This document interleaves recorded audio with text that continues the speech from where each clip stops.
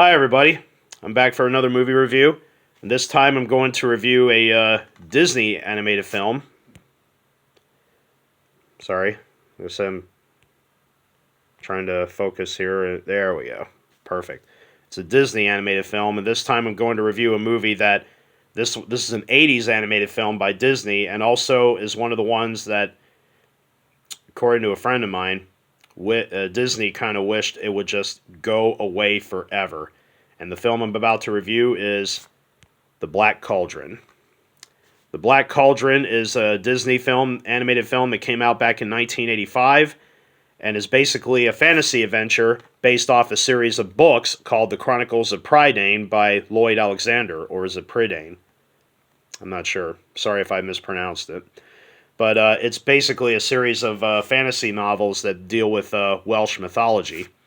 The Black Cauldron is basically about a young pig keeper named Taran who just dreams of becoming a heroic warrior one day, but he's also trying to take care of a pig named Hemwen, who ultimately has the power of seeing the future and apparently also knows the whereabouts of a mythical, dark, magical artifact called the Black Cauldron, which the dreaded Horned King is after to basically using its powers to essentially raise an army of the dead to take over the land. And he needs the help of Hemwen because Hemwen is the only one that seems to know the cauldron's whereabouts, and ultimately Taran ends up getting help from other characters. Princess Ilomwi, sorry, a minstrel named Fliwider. Yeah, like I said, these are Welsh names. Also, little Gertie, who's a bit of a bit of a troublemaking type. Gertie kind of reminds me a bit of Gollum from Lord of the Rings, almost. In a way, the way he talks is pretty funny. Yeah, I mean, when I was watching the movie, this is actually the second time I've seen it, but yeah, I definitely noticed a lot of Lord of the Rings similarities, pretty much. But overall, I mean, as a fantasy film, I think it's actually a lot of fun. But yeah, I can kind of understand why the movie got mostly mixed opinions when it came out back in the day, which I'll get into here momentarily, or basically, might as well get into it right now. The Black Cauldron, like I said, it received mostly mixed reviews upon its release, which the movie had a bit of a major trouble production during the making of the movie back in the time because obviously adapting a series of fantasy novels, and it's like based on the first two books of the series. So they were trying to. It's almost as if they were trying to just cram as much material as they could into a film that had a runtime of just 80 minutes for an animated film. Yeah, I mean 80 minutes was that was actually rather long for an animated film at the time. But nonetheless, cramming a lot of material together for an 80-minute film was kind of a daunting move and a rather daring one at the time. The film also utilized several great animation techniques, which I'm not going to lie, the animation in the film is absolutely stunning to say the least. It is one beautiful looking movie, and also some websites actually say that I thought The Great Mouse Detective was the first Disney animated film to use CGI. It turns out The Black Cauldron actually was the first one to do that. Yeah, it was one of the first Disney animated films to utilize CGI for many of its effect sequences, especially for the rising of the cauldron. There's a couple of fire sequences that basically were pretty much inserted in the film via CGI, which again, after watching it, I'm like, wow, half the time I couldn't even tell because the animation was that beautiful. But like I said, due to the film's troubled production, the budget of the film ballooned out of control. So at the time, The Black Cauldron had a production budget of $44 million, which at the time made it the most expensive animated film ever made, and also made it one of the most expensive movies ever made in general at the time. It may have been like one of the top 5 or 6 highest budgeted movies. I'm talking as high as films like Crawl, Dune, The first two Superman films, Star Trek the Motion Picture. I mean, all those movies had a budget of over $40 million. $40 million or higher, including the Black Cauldron. And at the time, the film only grossed a mere $21 million before it was pulled from the theaters. So it made just slightly over, not even half of its budget. So, and also the movie mainly got mixed reviews by critics, but most of the negative reception came not only from critics but also concerned parents, because the movie was considered too dark. The movie had such dark and frightening imagery that, they just, a lot of parents literally placated the film, and even critics felt the same way, which is one of the major reasons what led to the film's failure, was because it was too dark of a movie. And also, the film actually hurt Disney. Because of the film's failure, it hurt Disney so bad that not only did they actually were kind of in jeopardy, and the future of Disney was kind of on the ropes at that point. And even though they did manage to pick up the pieces with a couple of later animated films, like, Gray Mouse Detective and Oliver and Company, but of course then The Little Mermaid came along and thankfully saved Disney, as did Honey, I Shrunk the Kids. But like I said, the Black Cauldron, it hurt them that bad. And that's probably why this movie is often looked at by Disney as one of their films that they wish would just go away forever, because it hurt them that bad. But aside from that, though, unfortunately, and also, the movie, unfortunately, did not get a home video release until 13 years later in 1998, when it finally did get a VHS release. Yeah, that's how, because by the time the VHS came out, the movie, apparently because it wasn't released on home video, and I'm assuming when the VHS came out, the movie, that's when the film suddenly got a massive resurgence, and it actually drew a pretty big cult following, which to this day is still growing, because people actually have started to appreciate the film a lot more. Something I should have mentioned when it came to the animation, the movie actually did have several fun animators up its sleeve. Like, at one point, Tim Burton was actually involved on the Black Cauldron. He actually had a lot of conceptual designs, especially for the Horned King and many of the other creatures seen in the film. But unfortunately, Disney chose not to go with many of the designs he had, and I think that's one of the reasons why I think at the time he chose to leave Disney for a while and ultimately struck out on his own. Well, the same year the Black Cauldron came out, that's when he also put out his directorial debut, which was Pee-wee's Big Adventure, which unfortunately did go on to become a profitable hit that year. Well, not unfortunately, the movie was a profitable hit. And also Mike Ploog, who was not only an animator but an illustrator on several comic books, and he was a animator on several of Ralph Bakshi's films, including Wizards, The Lord of the Rings, and Fire and Ice. And when I look at the Horned King and several of the animation scenes in the movie and several of the character designs, they look like characters out of Ralph Bakshi movies. Even this little goblin guy looks like a character from, like, say, Wizards. I also noticed that Gertie, the little dog character, does, like I said, he shares similarities with Gollum, especially with the voice, like Gollum from Lord of the Rings almost. And I realized that Gertie kind of has a bit of animation style, say, like from Lady and the Tramp almost. It's as if they took Lady's brown hair and just replaced it with a white hair and a white mustache. Almost. It does. But yeah, I mean, again, the techniques at the time were, like I said, many of the people that worked on the film were. And of course, there were many great voice actors in the film. You got John Huston as the narrator, who again was the voice of Gandalf in The Hobbit and The Return of the King for Arthur Rankin Jr. and Jules Bass. And of course, the Horned King, all I gotta say is what really brings his presence to life is the voice of actor John Hurt. He just commands with his terrifying voice and the presence alone. Phil Fondacaro was the voice of the Goblin, and he had appeared in a couple of fantasy films. He, of course, was in Willow years later, and the following year he made the movie Troll, in which he played the title character, and he also played a character outside of playing the troll in the movie.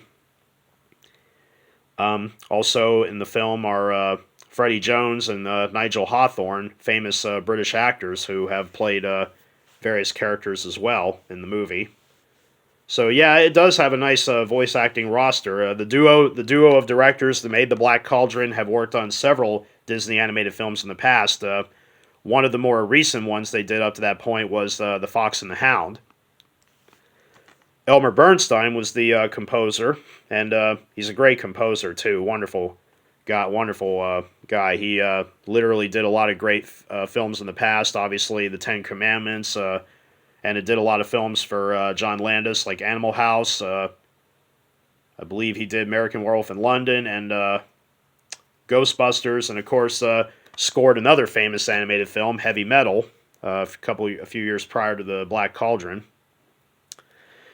So yeah, that's pretty much. And also because, like I said, due to the dark and scary nature of the film, it also became and the other reason why everybody complained about it being dark and scary. This was actually the first Disney animated film to secure a PG rating at the MPAA. So that is also a possible reason why the film was a critical and financial failure. Well, I shouldn't say the movie was a complete critical failure. It mainly polarized critics.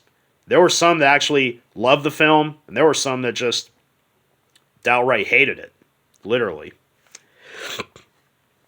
So, might as well talk about the Blu-ray real fast here. The Blu-ray was released by Disney, and this is a Disney exclusive release, which means you can only either get it on their website or if you're lucky to find it on eBay, you're probably going to find it. The cheapest you're probably going to find it's maybe like $30. So here's the Blu-ray, and here's the this is basically like the digital code for the movie, pretty much. Which I don't even know if I don't even know if there's no. I don't see an expiration date, but like you'd have to go to Disney's website in order to DisneyMovieInsiders.com to activate the code to get the digital download for the movie. The Blu-ray did come out in 2021, so this is still a rather recent release of the film, and although it did get released on Disney Plus, from what I've heard, but this was actually the first time it got an actual Blu-ray. The video quality, the film is presented in 235x1 widescreen, not the first Disney animated film to do that, but honestly, the film is nothing short of gorgeous in high def. This movie looks absolutely beautiful on Blu-ray. The animation is stunning, and due to all the incredible capabilities at the time with the animation and also using CGI, the visuals in the film are just eye-popping, to say the least. Literally, eye-popping visuals in the film. So much detail galore, way more than... Now, I never owned the DVD of the Black Cauldron, but I have watched it on DVD the first time I actually did see it when I rented it off Netflix. Yeah, back when Netflix allowed you to rent DVDs, which I don't think they do anymore. But that was actually the first time I got to see the movie. And honestly, the animation looks stunning on the DVD, but the Blu-ray just kind of pushes it to a whole new level. I would say out of 5 stars for the Blu-ray, it gets a 4.5 for me out of 5. The audio is presented only in one track. It gets just English 5.1 DTS, and honestly, the English DTS track, it almost sounds as good as the video does. Almost. Doesn't have as much oomph as an audio track for a Disney release, but nonetheless, though, it still sounds pretty good. I would say out of 5 stars, I mean, the dialogue comes out well, and a lot of British actors in the film, so... Yeah, I mean, if you can understand British dialogue, hopefully, obviously you should. But like I said, it sounds pretty good. The sound effects, the dialogue, everything comes out perfectly for the movie. So, but yeah, I would say not as strong as the video, but still pretty good. I would say out of 5 stars, it gets a 4, the audio. And When it comes to subtitles, unfortunately, there's only just English subtitles, so you would probably have to access them. And I don't believe there's a option on the menu where you can access the subtitles. So you'll probably have to access them on the remote or the PlayStation 3 controller or whatever PlayStation console you own, PS4, PS3, 4, or 5, depending on whatever you want to watch the movie on. You'll have to access the subtitles there. Surprisingly, for a Disney exclusive Blu-ray, it actually comes with bonus features. I'm actually shocked, because most of the Disney exclusive Blu-rays, I actually own several myself, don't even have any extras on them whatsoever, but this one actually does have a couple of things. We get a deleted scene called The Fair Folk, which runs about roughly 8 to 9 minutes long, and it was a scene that I think was supposed to be included with the film, but they probably cut it out due to runtime and whatnot. And the other is a animated short called Trick or Treat with Donald Duck and his 3 nephews. And yeah, it's basically a little Disney cartoon short that goes with the film. Yeah, the bonus features are very slim, so I would say out of 5 stars, it probably gets a 1 out of 5. I can't remember if the DVD had any like behind the scenes stuff or not. I don't think it did. So I'm surprised none of the stuff if there was anything on the DVD, I'm surprised it didn't get added to the Blu-ray. I don't know why. So for those of you that really, and of course, yeah, where I got the Black Cauldron off, I ended up getting it on Blu-ray through eBay, and eBay, like I said, was selling it for about $30. So if you absolutely must have the film on any home video format, yeah, the Blu-ray is like I said, it's a very solid disc. It's a very beautiful release of the film. But if you have Disney Plus, probably just better off finding it on there, because I believe it is available there. But yeah, like I said, Blu-ray is a solid release of the film. The video is absolutely gorgeous. The audio is very strong. The extras, like I said, just a couple of things, but it's really all you get. I don't know if the DVD is still available at a good price. I didn't look it up, so like I said, the only version I looked up was the Blu-ray, which yeah, I mean, what drew me to this movie was, like I said, I'm a big fantasy adventure lover myself, so I naturally wanted to give this film a watch. And honestly, I actually found it a pretty enjoyable film, because I like dark-natured fantasy movies of this quality, and that's what probably drew me to it.